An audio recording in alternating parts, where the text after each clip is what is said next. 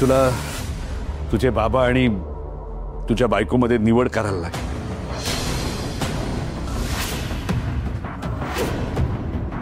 राधाला एक सून म्हणून जे काय देता येईल ते सगळं देण्याचा प्रयत्न मी केला, पण तिनेच आज माझ्यावर ही वेळ आणली।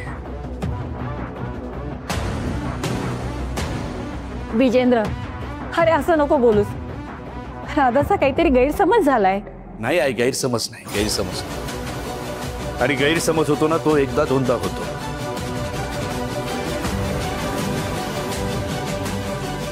आणि आपल्या माणसांबद्दल तर नाहीच नाही।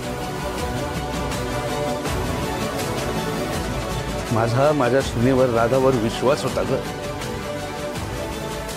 ती बाबा म्हणायची आणि त्याच बापाबद्दल एवढा टोकाचा गैरसमज।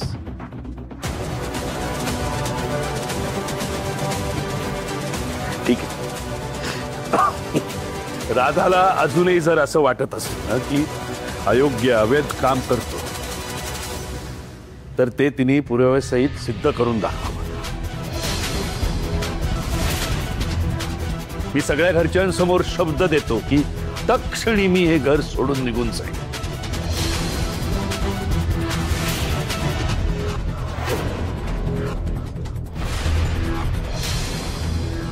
दादा,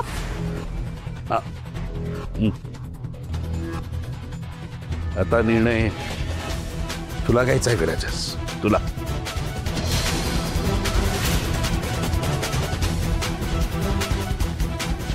तुला घ्यायचं आहे।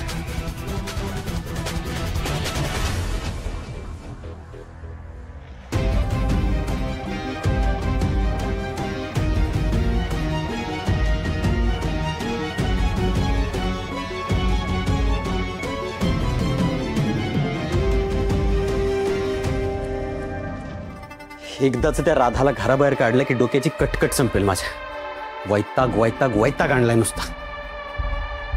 ही आसावरी कुठे गेली? भूक लागली मला, तिलाच बोलवून आणतो।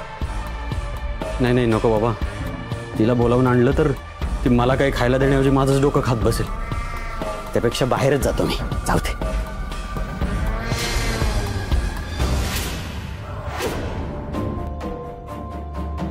जावई बापू, काय चाललंय तुमचं? मलाही तेच कळत नाहीये काय चाललंय। तुम्हाला कळत नाही? मी बघितलंय तुम्हाला वेळी अवेळी घराबाहेर जाताना।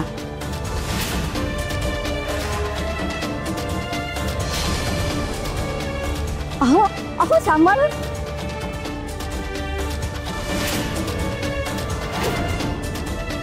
काय जावई बापू, अहो सांभाळून। आणि आता कुठून आलात? सकाळी सकाळी बाहेर गेला होता की रात्रभर बाहेरच होता?